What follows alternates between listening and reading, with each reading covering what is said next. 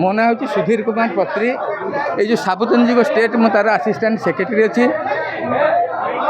ଏବଂ କହିଲେ ଆଜି ବାବୁସାନଙ୍କର ଆପଣ ପିଣ୍ଡ ଆଜି ବାବୁସାନ ଦେଇଥିଲେ, ଆପଣ କ୍ରିୟାକର୍ମ ଧରିଥିଲେ, କ'ଣ କହିବେ?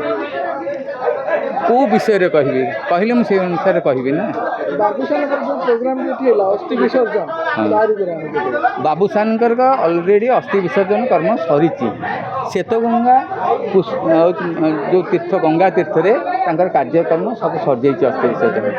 ଯେହେତୁ ତାଙ୍କର ସେଦିନ କୌଣସି ଅସୁବିଧା ଥିଲା, ଯେଉଁ କାରଣରୁ ସେ ନଣ୍ଡା ହେଇପାରିନଥିଲେ, ବୁଝିଲେ ତ, ନଣ୍ଡା ହେଇପାରିନଥିଲେ, ତେଣୁ ସେ ସେଦିନ ମୋତେ କୋଶ୍ଚିନ୍ କରିଥିଲେ ୟା ଉପରେ କ'ଣ କରାଯାଇପାରିବ।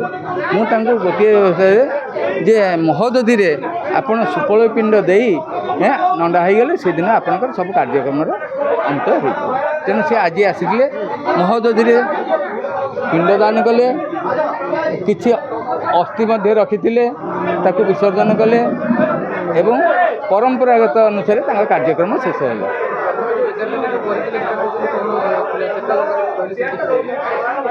ସେଇ 11 ଦିନରେ ତାଙ୍କର ଶୁଦ୍ଧି ତାଙ୍କର ପିଣ୍ଡଦାନ ଦେଇ ମୁଣ୍ଡନ ହେବା କଥା, କିନ୍ତୁ ଯେହେତୁ ତାଙ୍କର କିଛି ଅସୁବିଧା ଥିଲା, ଯେଉଁ ଅସୁବିଧା କାରଣରୁ ସେ ସେଦିନ ମୁଣ୍ଡନ ହେଇପାରିନଥିଲେ, ତେଣୁ ପ୍ରତ୍ୟେକ ଜିନିଷର ଗୋଟେ ଜିନିଷର ଆଉ ଗୋଟେ ଜିନିଷର କିଛି ଅଛି, ଯେଉଁଟାକି ଆଜି ନହେଲେ କାଲି କିଛି ଜିନିଷ କରିହେବ। ସେଇ କେତେ ଦିନ ଭିତରେ ଏ ପ୍ରକ୍ରିୟାଟା ହେବା କଥା? ସେଇଟା ଆପଣ 11 ମାସ ଭିତରେ ହେଇପାରିବ। 12 ମାସ ହେଇଗଲେ ଏସବୁ କାର୍ଯ୍ୟକ୍ରମ ଆଉ ହେଇପାରିବ ନାହିଁ, କାରଣ 12 ବର୍ଷରେ ନଣ୍ଡା ନହେଲେ କ'ଣ ଅସୁବିଧା ହେବ? ଶୁଣନ୍ତୁ, ନଣ୍ଡା ନହେଲେ କ'ଣ ଅସୁବିଧା ହୁଏ ନା, ଆମ ପିତୃପୁରୁଷ ନଖ ବାଳକୁ ଟିକେ ଆଶା କରିଥାନ୍ତି। ସେଇ ପରମ୍ପରା ଅନୁସାରେ ଆମେ ତ ଜାଣିନୁ ନଣ୍ଡା ନହେଲେ କ'ଣ ହେବ, ବୁଝିଲେ ତ, ନଣ୍ଡା ନହେଲେ କ'ଣ ହେବ ଆମେ ବି ଜାଣିନୁ, କିନ୍ତୁ ଶାସ୍ତ୍ର କହୁଛି ନଣ୍ଡା ନହେଲେ ପରିବାରରେ କିଛି କ୍ଷତି ଘଟେ। 10 ଦିନ ସମସ୍ତେ ନଣ୍ଡା ହୁଅନ୍ତି, ଏତେ ଲେଟ୍ରେ ଅଛି? ଶୁଣନ୍ତୁ, ହଁ 10 ଦିନରେ ଆପଣ 10 ଦିନରେ ହେଉଛି ନଣ୍ଡା ହେବା କଥା। ଯଦି ସେଠି ଗୋଟେ କୌଣସି ଅସୁବିଧା ପଡ଼ିଗଲା, ଜଣେ ସେଇଦିନ ହିଁ ମରିଗଲା, ତାହେଲେ କେତେ ଦିନ ନଣ୍ଡା ହେବେ?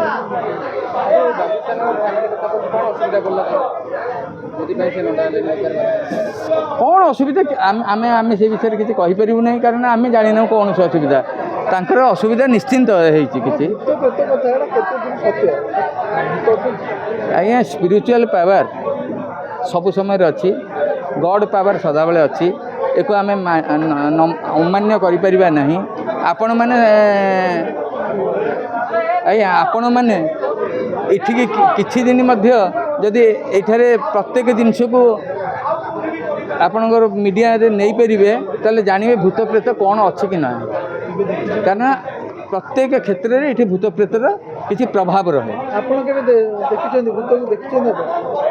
ଭୂତକୁ ତ କେହି ଦେଖିପାରିବେନି, କାରଣ ସେଇଟା ପବନ ସ୍ୱରୂପୀ, ତାକୁ କେହି ଦେଖିପାରନ୍ତିନି, କିନ୍ତୁ ସିଏ କୌଣସି ହେଉଛି ଆପଣଙ୍କର ପ୍ରତ୍ୟେକ ଜିନିଷ କିଛି ଆଶ୍ରା ନ ପାଇଲେ କୌଣସି ଭୂତ ପ୍ରେତ କି ଗଡ଼ ଶକ୍ତି ଆପଣ ଯେମିତି ଶ୍ରୀରାମଚନ୍ଦ୍ର, ତାଙ୍କୁ ଗଡ଼ ଶକ୍ତି ମିଳିଥିଲା, ଭଗବାନଙ୍କ ଶକ୍ତି ମିଳିଥିଲା। କେଉଁଠୁ ମିଳିଥିଲା? ତାଙ୍କ ଶରୀର ଥିଲା ବିଲା ତ ଭଗବାନଙ୍କ ଶକ୍ତି ମିଳିଥିଲା। ସେମିତି ଭୂତ ପ୍ରେତଙ୍କୁ ଶରୀର ଦରକାର। ଆଚ୍ଛା ଭାଇନା, ଯେତେବେଳେ ଆପଣ ମନ୍ତ୍ର ପଢ଼ୁଥିଲେ, ବାବୁସାନଙ୍କ ବାପାଙ୍କ ପ୍ରତିକ୍ରିୟା କରୁଥିଲେ, ଆଖପାଖରେ ଉତ୍ତମ ମହାନ୍ତିଙ୍କ ଆତ୍ମା ଫିଲ୍ ହେଲା କି? ଶୁଣନ୍ତୁ, ପ୍ରତ୍ୟେକ କ୍ଷେତ୍ରରେ ପ୍ରତ୍ୟେକ ପୂଜାରେ ଆମେ ଜାଣିଛୁ କିଛି ନା କିଛି ଫିଲ୍ ହେବ। ଏଠି ଫିଲ୍ ହେଲା ନିଶ୍ଚିନ୍ତ, ଯେଉଁଟା ପ୍ରତ୍ୟେକ କ୍ଷେତ୍ରରେ ନିଶ୍ଚିନ୍ତ ଫିଲ୍ ହୁଏ, ସେଗୁଡ଼ାକ ଆମେ କାହାକୁ ଜଣେଇ ପାରୁନୁ କି ଆମେ ଜାଣିବାକୁ ବି ଚେଷ୍ଟା କରୁନୁ।